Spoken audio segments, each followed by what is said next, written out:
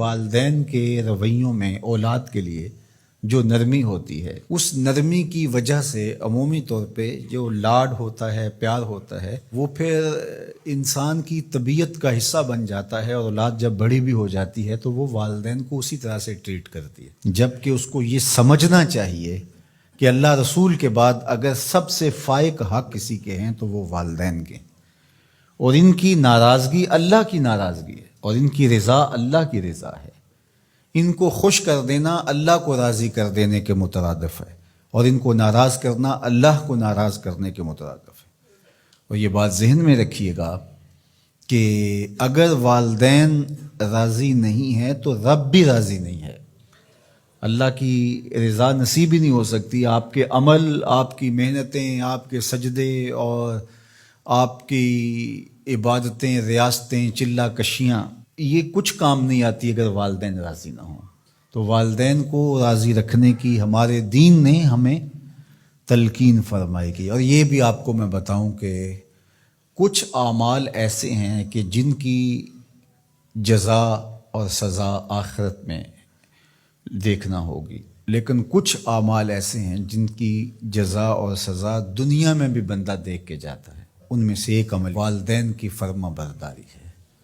جو والدین کا فرما بردار ہو، آپ اس کی پگڑی کا کلس کبھی نیچا ہوتے نہیں دیکھیں گے، اور وہ گناہ جس کی سزا آخرت میں تو ہے ہی ہے، دنیا میں بھی ضرور ملتی ہے، وہ والدین کی نافرمانی ہے۔ اس شخص پہ نشان لگا لیں جو ماں باپ کا بے ادب اور گستاخ ہو، آپ اس کو دنیا پہ بھی رسوا ہوتا پائیں گے، دنیا پر بھی وہ سرخرو نہیں ہو سکے گا۔ دنیا کے اوپر جتنے لوگ بھی سرخرو ہوئے ہیں، کامیاب ہوئے ہیں، چاہے وہ مسلمان ہیں چاہے وہ کافر ہیں، آپ اگر ان کی تاریخ پڑھیں تو آپ کو نظر آئے گا کہ ان کے پیچھے ان کے والدین کی دعائیں ہیں۔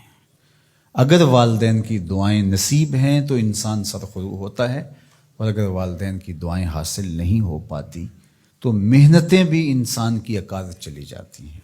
تو یہ وہ نیکی ہے، یہ وہ عمل ہے کہ جس کا صلہ دنیا میں بھی اور آخرت میں بھی ملتا ہے، اور یہ بدعملی والدین کی نافرمانی ایسا جرم ہے کہ جس کی سزا دنیا میں تو ہے ہی ہے، آخرت میں بھی، اور دنیا میں دونوں میں اس کو جو ہے وہ حاصل کرنا پڑتی ہے۔ والدین نیکوکار ہوں، صالح ہوں، پاکیزہ عمل ہوں تو ان کی تو عزت اولاد کرے گی ہی کرے گی، والدین برے ہی کیوں نہ ہوں، یا والدین بہت گناہ گار ہیں، شرابی ہیں اور بدکار ہیں اور اعمال بد ہیں، تو ان کی توہین نہیں کی جائے گی، اور اس بد اعمالی کی وجہ سے ان کے لیے دعائے خیر کی جائے گی۔ حتیٰ کہ والدین کافر بھی ہوں تو ان کا کفر اپنی جگہ پہ، لیکن اولاد ان کافر والدین کی بھی توہین نہیں کرے گی، ان کے ساتھ وہ حسن سلوک کرے گی والدین ہونے کے ناطے سے، اور نیکوکار ہوں، صالح ہوں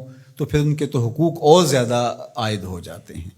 تو ماں باپ کے ساتھ ہمیں حسن سلوک کرنے کی تلقین کی گئی ہے۔ اچھا، یہاں اولاد کے لیے کبھی مسئلہ بن جاتا ہے، ماں کچھ اور کہہ رہی ہوتی ہے اور باپ کچھ اور کہہ رہا ہوتا ہے، اب اولاد کس کی اطاعت کرے؟ ماں کا حکم الگ ہوتا ہے اور باپ کا حکم اس سے مختلف ہوتا ہے، دونوں کے حکموں کو ساتھ لے کر اولاد نہیں چل پاتی۔ اب کیا کرے؟ تو علماء نے لکھا کہ پہلے تو ماں باپ کو ہی چاہیے کہ اولاد کو مشقت میں نہ ڈالے، کہ ایسا حکم دے کہ اولاد پھنس جائے کہ ماں کی بات مانو یا باپ کی بات مانو، ایک کی اطاعت سے دوسرے کی نافرمانی لازم آتی ہو تو بڑا مشکل مرحلہ ہو جاتا ہے۔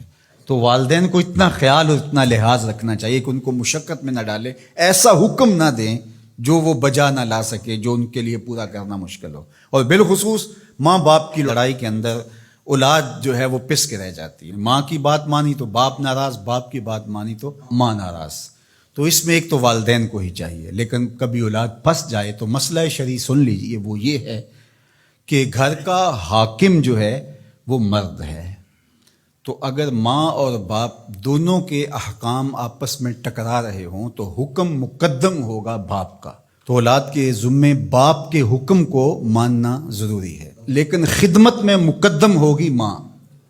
جب باہر سے بچہ آتا ہے تو کھانے کے لیے یا کوئی چیز یا رات کو ٹانگیں دبانے بیٹھتا ہے تو خدمت میں مقدم ماں ہوگی، لیکن حکم کی تعمیل میں مقدم باپ ہوگا۔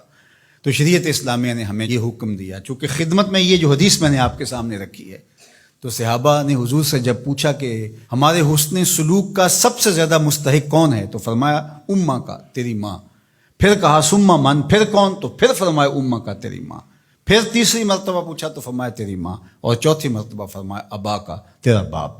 تو اس اعتبار سے خدمت میں ماں مقدم ہے، لیکن تعمیل حکم میں باپ مقدم ہے۔ تو باپ اور ماں یہ اللہ کی رحمتوں کے دو روپ ہیں۔ اللہ نے باپ کے سینے کے اندر بھی ایک اولاد کے لیے محبت کا جہاں آباد کیا ہے، اور ماں کی ممتا اور ماں کا پیار اور ماں کی الفت، یہ تو ایک کائنات ہی الگ ہے۔